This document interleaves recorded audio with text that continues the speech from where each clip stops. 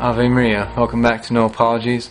I'm Brother Joseph, and one of the scriptural texts which supporters of the rapture put forth is taken from the Gospel of Matthew, chapter 24, verses 37 through 42.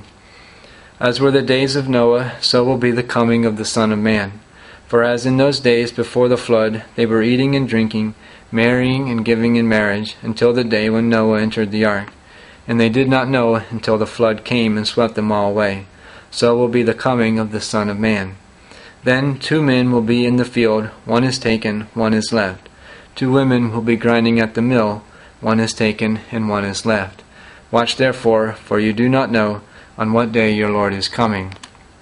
So the verses focused on by the Rapturists are 40 through 42, where it speaks of one person being taken and one person being left. But the error in that interpretation is that it's taking those 2 verses out of their context and is reading their doctrine into them. It's clear what our Lord's point was, that His return and His judgment will come suddenly when we least expect it, just as in the time of the flood.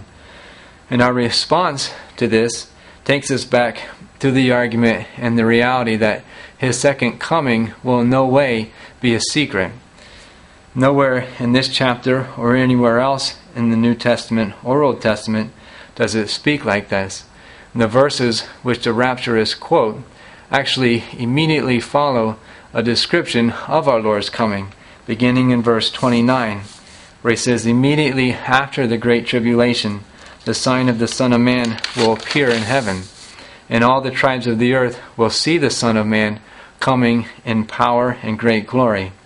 Then in 31, "And then He will send out His angels with a loud trumpet call, and gather His elect from the 4 winds." It's only then that He begins to make the point that we don't know exactly when these things will take place. So isolating those 2 verses is deceiving, making it seem like the secret rapture is being taught. On the other hand, there is no difficulty in interpreting those 2 verses in its proper sense. Again, in the sense that our being taken up to be with the Lord and His final judgment at the return is one single event.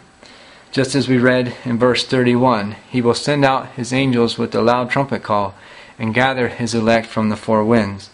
So the elect will be transformed and join His ranks as He returns and assembles all for the final judgment. Thanks for joining me here on No Apologies. Ave Maria.